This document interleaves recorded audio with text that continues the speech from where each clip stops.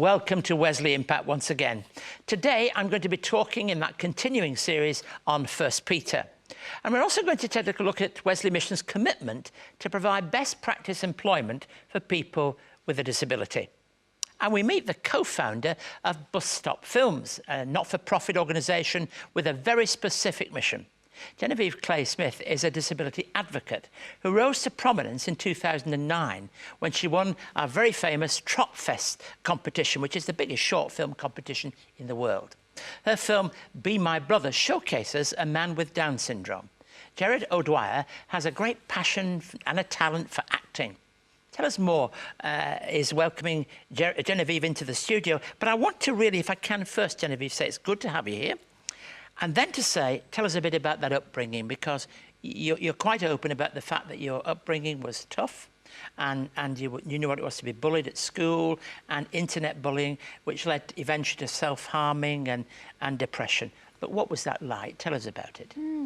Yeah, it was quite tough going through quite a while of bullying while I was in high school and also in primary school. I think in high school it got quite bad and I felt at one point very isolated and yeah, I got very depressed. I didn't feel like I had a voice, and usually when people self-harm it's because they really don't feel like they can express themselves, and so I just didn't feel like I had an outlet to express myself. I didn't know how to express myself, and unfortunately I turned it inward, and yeah, it took a little bit of time and to really come out of that. And I think the worst part is I just didn't say anything. Nobody knew. My mother never knew. Nobody knew that I was doing that. No, relief came in the form of a growing faith and a meaningfulness in your life that God made sense of. Your mum was cast in a TV commercial and met a director who was a Christian. Yeah, so definitely came out of that depression through a growing faith when I was a teenager, so about 15, and started my journey with God. And then when I moved to Sydney and Mum met that director, I really began a very solid journey with God and really put all my faith in Him and found it, you know, an amazing source of... There's two things I want to explore. The first is that you attribute your success as a filmmaker, in a sense, to your obedience and response to God. And the second is how you've moved from the place that you were at yourself to actually becoming a voice for people who might well feel in some way in their own lives that they are in a difficult position. But first of all, let's look at that obedience to God, that you see that as being so important in your own career. Yeah, well, I suppose my desire for what I wanted my career to be was in front of the camera. So I was very focused on becoming an actor. And then as I grew my faith and trust in God and really looked to Him, I really felt that He revealed to me He would rather me behind the camera and doing other things. And so I laid down my acting dream and decided not to be an actor and pursue filmmaking and directing. And in reality, you possibly, not everybody who's an actor would say this, but you can make a big difference there because you can make some decisions about what you want to see, can't you? Yeah, well, definitely. I feel like, I really feel like God has given me storylines and given me subject matter to explore within film. Definitely my faith comes into play with the themes and ideas that I look at in the short films that I've made. And I really feel like there is definitely a message that you can give to people through film. Did you ever expect to win that competition? No, I didn't, and I didn't even expect to enter it. So somebody actually said you should enter that film into Trot Fest, and I did, and there we go, it won. So, you know, that was a real miracle. The great thing about that was it gave some kind of voice to what you were really trying to communicate.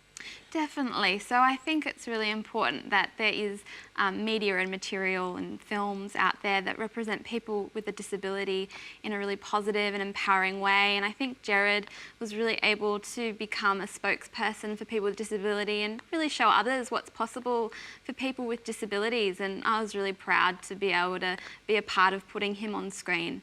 And before we move on to talk about your work, I'd like to introduce our performer on the show and then come back and explore a little bit more of what it is that you're about and try to get to know you a little bit deeper. Greg Atwells it is now, who's our worship pastor. He's actually at the Discovery Church in Melbourne, but he has a passion to bring a contemporary feel to some of the most treasured hymns of the faith. He used to sing them when he was growing up, but now he sets them in a new way. And it's also a hymn, I think, that fits in with Genevieve's journey. Here's Greg with Take My Life and Let It Be.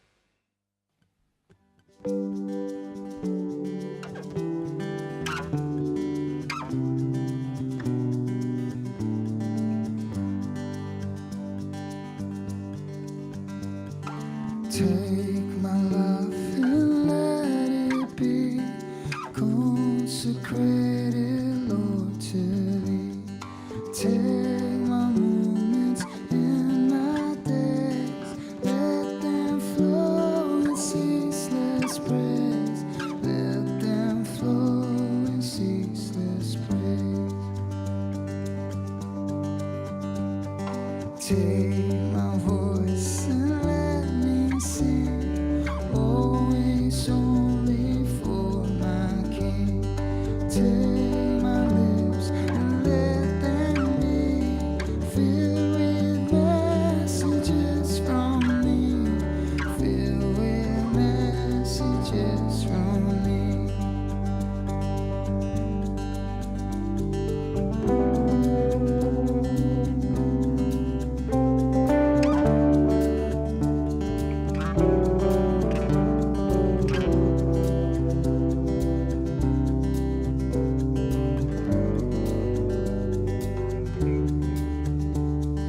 Take my silver and my gold, none of mine would I withhold. Take my intellect and years, every purpose thou shalt choose, every purpose thou shalt choose. Take my will and make it thine, it shall be no longer mine. Take my heart, it is thy own, it shall be thy royal throne, it shall be thy royal throne. Keith Garner's new book, A Word for the World, is now available. Dealing with the 4 themes of success, sorrow, society and spirituality, the 16 sermons in this book will definitely inspire and challenge you as you read. The book also includes a DVD featuring interviews with Nick Farr-Jones, Lee Hatcher, Tanya Plibersek and Margaret Somerville. For more information on A Word for the World, please contact us on 9263 5555 or at impacttv@wesleymission.org.au. If you'd like to know more information about Greg Atwells, details are going to be online all this week.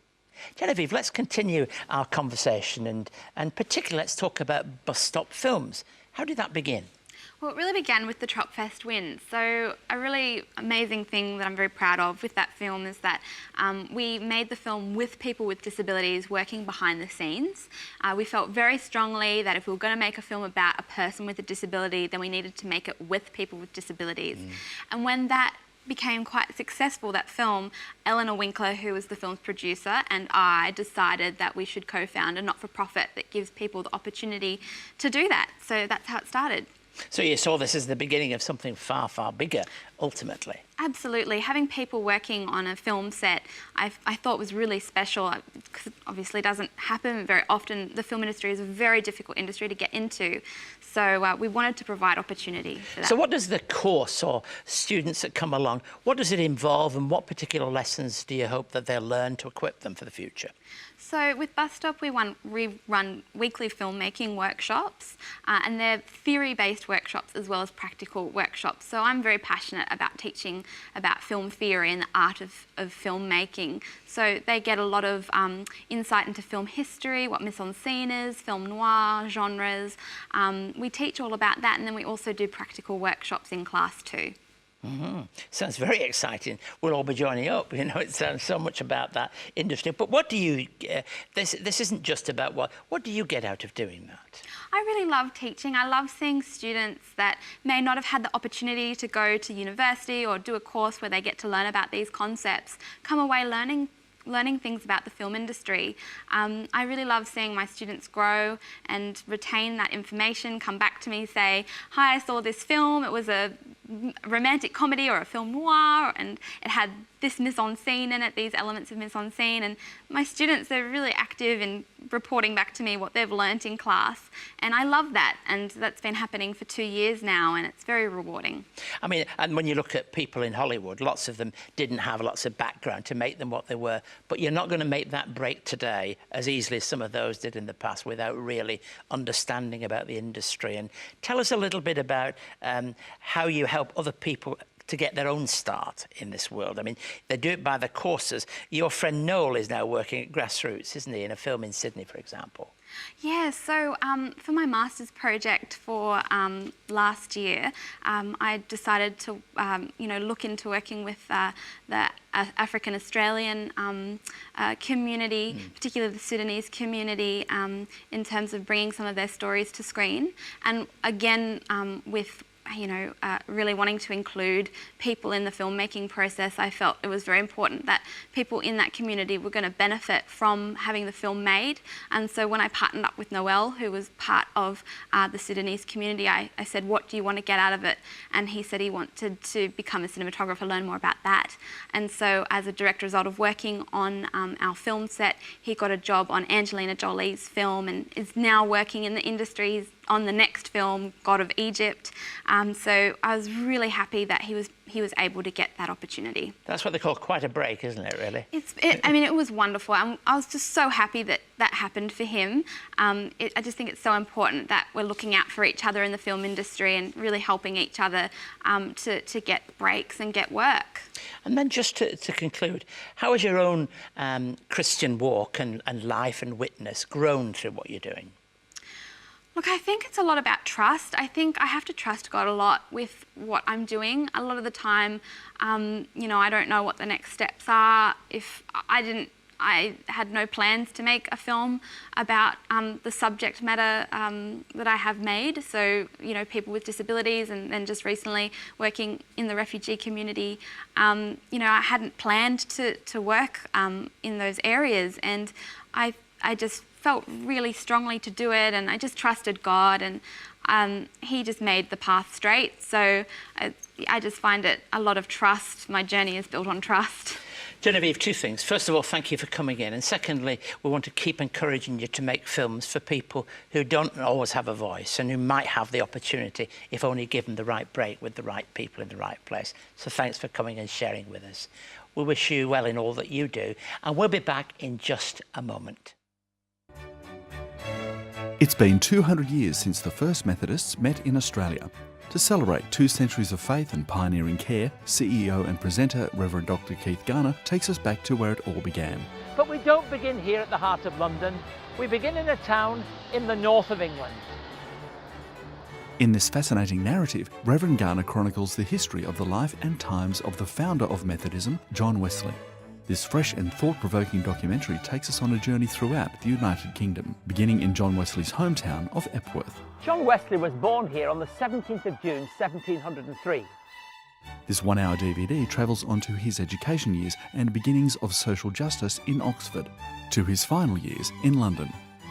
For more information on John Wesley, the man and his mission, call 02 9263 5555 or email us at impacttv@wesleymission.org.au.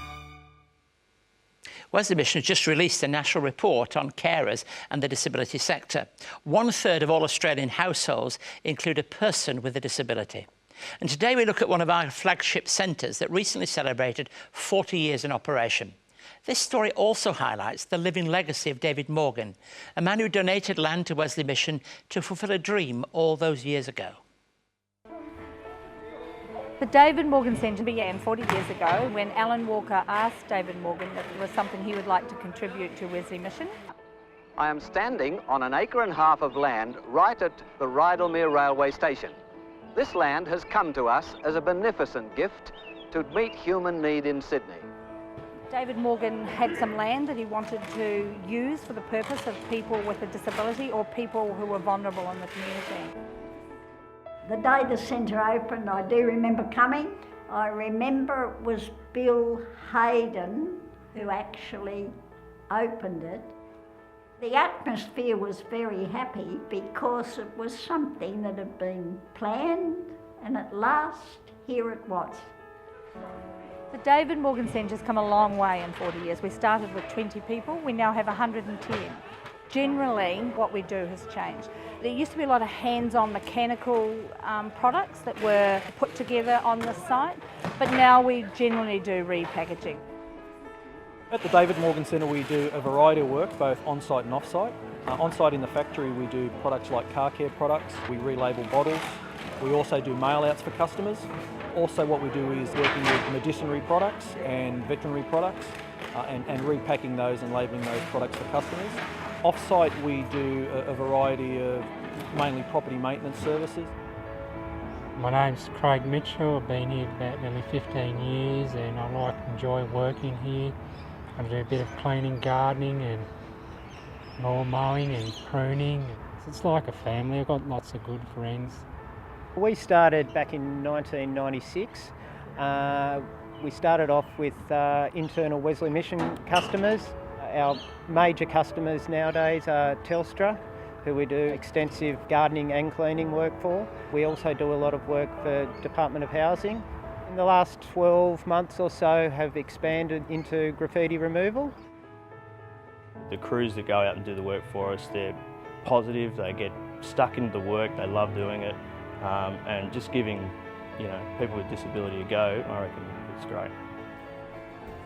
One of the things that's really enjoyable for the staff who work at the David Morgan Centre is the fact that we see people grow and improve. The skills that they have, the capacity to have relationships with the people they work with.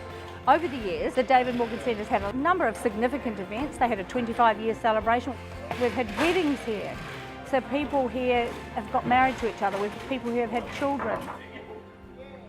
When I first came here, I was a bit nervous coming here, 1974. I was very young. Jeez, I was a young fella. Look at me now. Yeah. I like working here because all my friends are here. And they were good to me. And I love them. It is just wonderful to see that it's grown to a thriving, working community. And people can work with self-respect in their jobs. Yes, I think that's very worthwhile.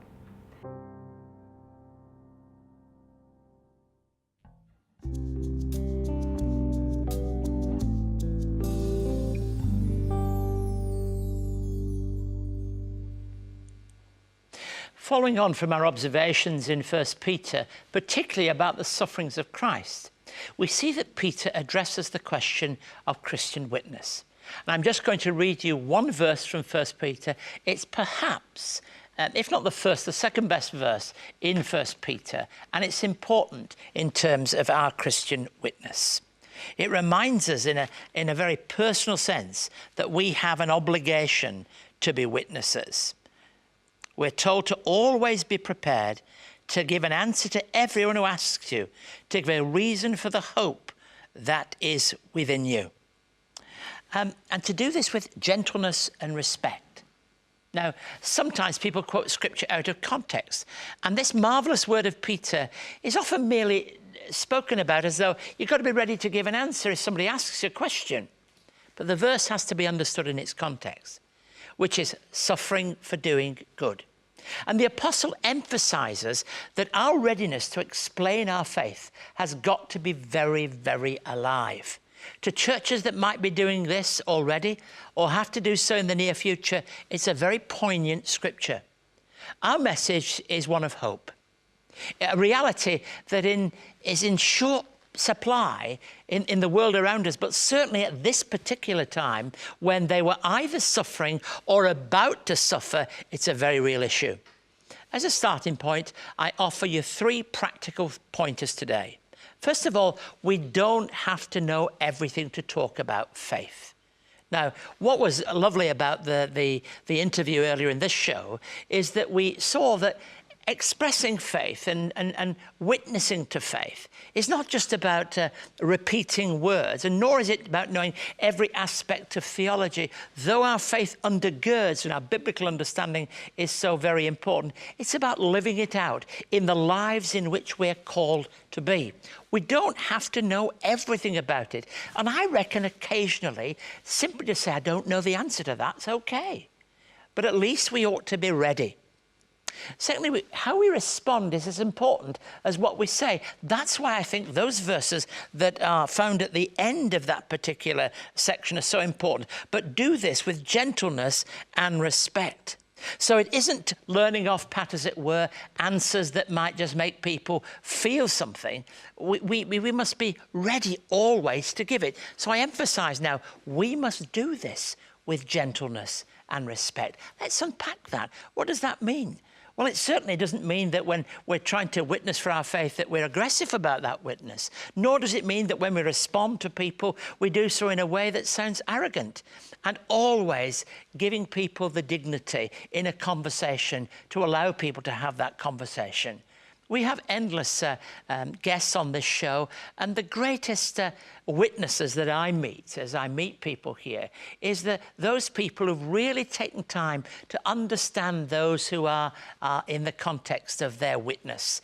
And in the churches in Turkey that Peter was speaking about, scattered, dispersed because of suffering, in that particular context, there had to be a respect and an understanding of other people. It's so important. You don't have to have everything worked out. You can sometimes say, I don't have all this worked out. But you know, the attitude by which we communicate is so very, very important in terms of Christian witness. Just take as the example, Jesus in his ministry. Turn the pages of the gospel over and see him time and time again, whether it's with the woman at the well, the woman who comes up behind him in the crowd, the little girl he goes to minister to there, and the crowds are all outside the door. Time and time again, he treated people with dignity. And there was a respect and a gentleness about the way he went about that ministry. And I think there is no better example, mentor, or one that we want to take our example from, if you like, than Jesus himself. For he is the one we're speaking about. He's the one that we're making a witness of. And we've always got to be ready. Sometimes it comes at the most unusual of times. Sometimes we might not even expect the question. Sometimes it's something that happens. But in those moments, you and I, we've just got to be ready and to understand our faith enough to be able to make a lovely witness to Christ and point to him. There is nothing like difficult circumstances to keep us on our toes. That's what we certainly find out from the church that Peter is writing to. And that's true in our Christian living. And our willingness to give an answer feels very much like sometimes a courtroom scene. In reality, for the churches then and for ourselves, it's in the ordinary, everyday experiences of life that you and I must be ready to give our witness. If you would like to know more about today's topic or for more on Keith's message, contact Keith by writing to Wesley Mission, Post Office Box A5555 Sydney South 1235 or email impacttv@wesleymission.org.au. Many thanks for joining us. Genevieve's story certainly shows us how a heart given over to God can allow him to move in ways we could never, ever imagine. It's wonderful to see how her gifts and talents are being used to bless others and give glory to God. We leave you with Carter and Carter singing, God Didn't Make Mistakes. Goodbye and God bless you.